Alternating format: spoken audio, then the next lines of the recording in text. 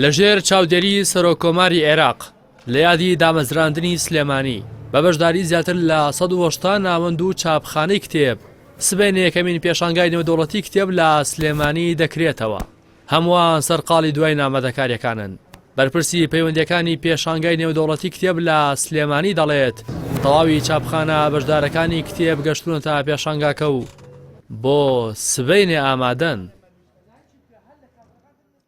سپاس بەخوای گەورە تاوەکو ئێستا ئامادەکاریەکان بە شێوەیەکی زۆر باش بەڕێوەچێ بە تایبەت لە چەند ڕوویەکەوە زۆربەی هەرە زۆری ئەو دارنەشر و کتێبخانە و کتێب فرۆشیانی کە بەشداریان کردووە زۆربەی هەرە زۆریان گەیشتون تاوەکو ئێستا ئامادەکاری لۆجستیەکانی خۆمانەوەکو تیممان بەشەکانی پەیوەندیەکان و ڕاگەاندنمان زۆر بەباشی ئامادەیە بەشەکانی ئیدارە هەموو پێداویستی ڕۆژشوێنەکان بەباشی ئامادەکراوە.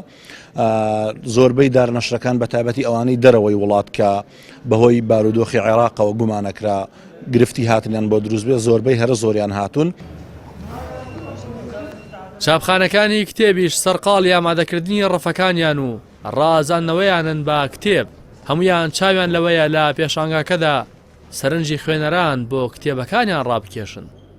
بەڵێ ئێمە وەکو نووسینگەی تەفسیر یەکەم کتێبخانە بووین لێرە ئامادە بووین بۆ ڕێخستنی بابەت و کتێبەکان لەبەر زۆری کتێبەکان و داشکانیش لە سەتاسیە.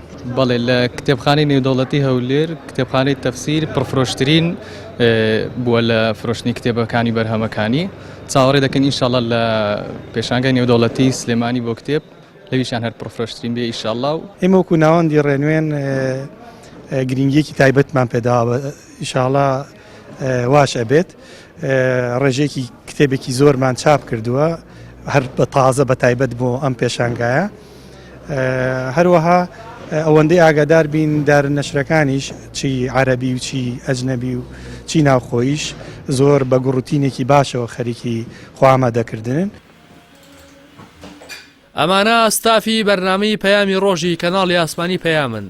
خەریکی بەرنامە ڕێژی و ئامادەکارین بۆ سبەینێ چۆن بڕیار وایە بەرنامەکە لە نێو پێشانگای نێودەوڵەتی کتێب بەخش بکرێت و وەک ئامادەکاری بەرنامەکەش ئاماژەی پێدەکات چەندین تەوەر و لایەنی جیاوازی پەیوەست بە کتێب و بارودۆخی هەنووکەی عێراق و ناوچەکە دەخەنە بەرباس و گفتوگۆ. دیارەجگەلەوەی کە پێشانگای نێودەوڵەتی کتێب لە سلێمانی گرنگیەکی تایبەتی هەیە بۆ کەناڵی ئاسمانی پەیام و گرنگی پێدەدات بەڵام سەرڕێوە بەرنامەی پەیامی ڕۆژانە ڕووماڵی تایبەتی خۆی دەبێت لە پێشانگەدا لەلایەکەوە کتێبانە و ناونیشانی و کتێبانی کە بایەخێکی تایبەتیان هەیە بۆ کۆمەڵگەی کوردی لەلایەکی دیکەوە دۆخی سیاسی هەرێمی کوردستان و حکومڕانی و ئاوازە سیاسی کە لە ناوچەکەەوە بە تایبەتی لە عێراقدا هەیە کە بە دڵنیایی و بە هەندێک میوانی تایبەت و شارەزا لەو دیوەشەوە ڕووماڵی تایبەتمانە بێت لە ناو خودی پێشانگای نێودەوڵەتی سلێمانیدا.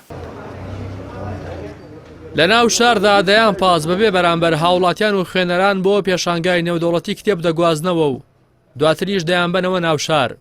هاوکات 150 پاسی تایبەت بۆ قوتابیانی زانکۆ و پەیمانگاکان دابین کراوە.